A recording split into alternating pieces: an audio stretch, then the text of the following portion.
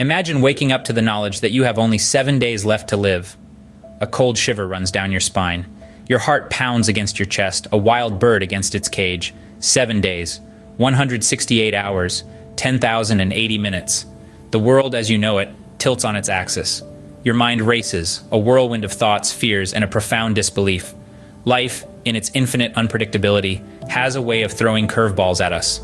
It's a tornado of bustling routines, deadlines, and commitments that often leaves us gasping for breath.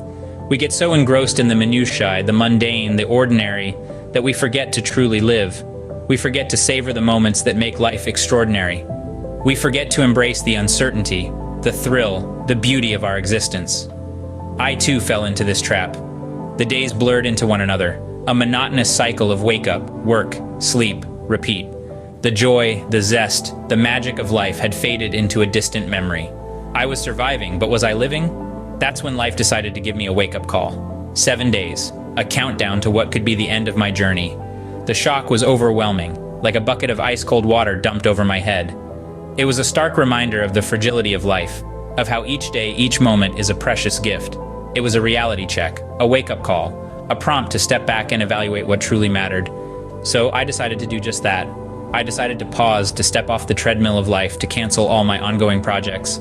I decided to give myself a week off from the relentless pursuit of deadlines and commitments. I decided to live these 7 days as if they were my last. So I decided to put everything on hold and live these 7 days as if they were my last. The first day was all about acceptance and embracing the moment. Acceptance, you see, isn't about resignation or defeat. It's about acknowledging the reality of a situation and choosing to navigate it with grace. It's about deciding not to let fear rob you of the joy that's present in each moment. So on this first day, I chose to embrace the moment. I spent the day not dwelling on the ticking clock, but rather living in the now. I took a moment to feel the sun on my face, to savor the taste of my morning coffee, to truly listen to the birds chirping outside my window. I took a moment to simply be, to exist, to breathe.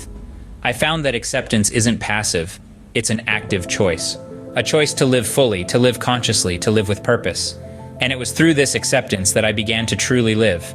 Acceptance is the first step towards truly living. On the second day, I chose to spend time with those who mattered the most. You see, relationships are the backbone of our existence. They are the threads that weave the fabric of our lives, adding color and texture to our everyday experiences.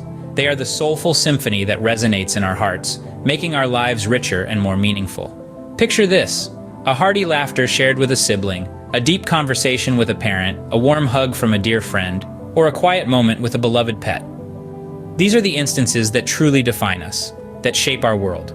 The joy that comes from reconnecting with loved ones is indescribable, a feeling that is both profound and heartwarming. Each interaction, each connection, brings with it a unique sense of happiness, a feeling of belonging. It is these relationships, these bonds of love and friendship, that truly make life worth living. The value of relationships in our lives is immeasurable. Day 3 was dedicated to pursuing my passions. Now, there's something to be said about the sheer joy and fulfillment that comes from diving headfirst into the things you love. For me, it was a day of rediscovery, a day of rekindling my love for the things that truly set my soul on fire. I found myself lost in the rhythm of music, the colors of painting, the thrill of a good book. Each note, each stroke, each word, it was like a symphony of emotions, a testament to the beauty of passion. Free from constraints, I reveled in the pure, unadulterated bliss of doing what I loved. It's in these moments, these heartbeats of pure joy, that we often find our true selves. It's a reminder that life isn't just about existing, it's about living, and what better way to live than to pursue your passions.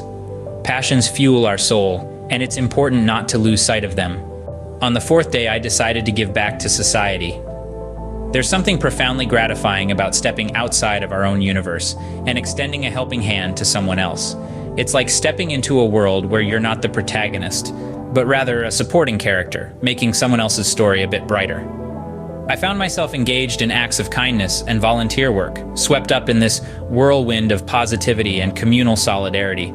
From serving meals at a local shelter to planting trees in a neighborhood park, every act, no matter how small, seemed to ripple outwards, touching lives and sparking smiles. It's fascinating, isn't it, how investing in others can enrich us? How it can make us feel more connected, more human, It's a reminder that we are all part of a larger tapestry, interwoven and interconnected. Giving back not only enriches others' lives, but our own as well, because ultimately, we rise by lifting others. The fifth day was about embracing solitude and introspection. It was a time to turn down the noise of the world and tune into the whispers of my own soul. There's an often overlooked beauty in solitude. It's a chance to connect with ourselves, to reflect on our lives and understand who we truly are. On this day, I found myself in a dance with my thoughts, swirling through the highs and lows of my existence. I revisited the chapters of my life, each memory a stepping stone that led me to the person I am today. It was a journey of self-discovery, of understanding my strengths, acknowledging my weaknesses, and accepting all that I am. In the quiet corners of solitude, I found clarity. I realized that every moment, every experience, every person that crossed my path shaped me, molded me, and added a unique brushstroke to the canvas of my life. Solitude can sometimes be the best company. It offers a mirror to our souls, encouraging us to live authentically and appreciate the journey we're on. Day 6 was a celebration of life.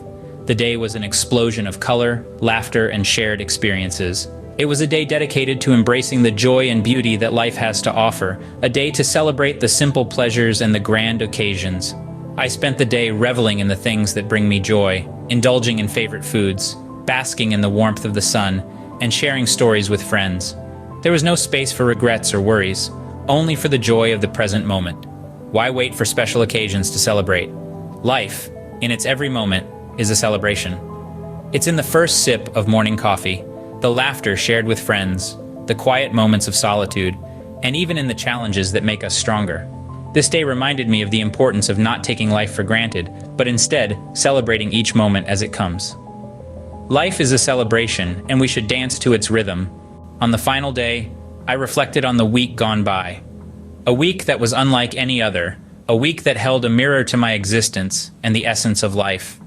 I sat in the quietude of the dawn, the soft glow of the first light painting a canvas of thoughts in my mind. The past 6 days had been a revelation, an exploration of self and the world around me. Each day had a lesson of its own, a unique takeaway that enriched my understanding of life. Day 1 was about embracing the present, shedding the shackles of the past and the uncertainties of the future. It taught me the beauty of the now, the magic of being fully immersed in the moment. Day 2 was about love and connections, the bonds that bind us, the relationships that define us. It reminded me of the importance of reaching out, of expressing love, of mending bridges, and of saying the unsaid. Day 3 was a pursuit of passion, a journey into the heart of what makes us truly happy. It was a reminder that life is too short for regrets and too precious to be wasted on things that don't ignite our souls. Day 4 was about giving back, about the joy of sharing, and the fulfillment that comes from making a difference. It was a lesson in empathy and compassion, a testament to the power of kindness. Day 5 was an embrace of solitude, a tryst with silence, a rendezvous with self. It was about understanding that being alone does not necessarily mean being lonely. Day 6 was a celebration of life in all its vibrancy and variety.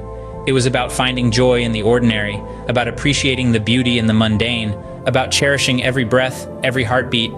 And now on day 7, as I looked back at the week gone by, I realized how this journey had changed my perspective on life.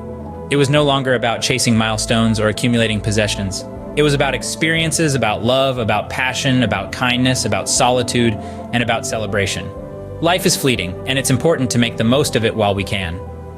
That was the most profound insight from this exercise. It was a reminder to live each day as if it were the last, to seize the day and make it count. Because in the end, it's not the years in your life that count, but the life in your years.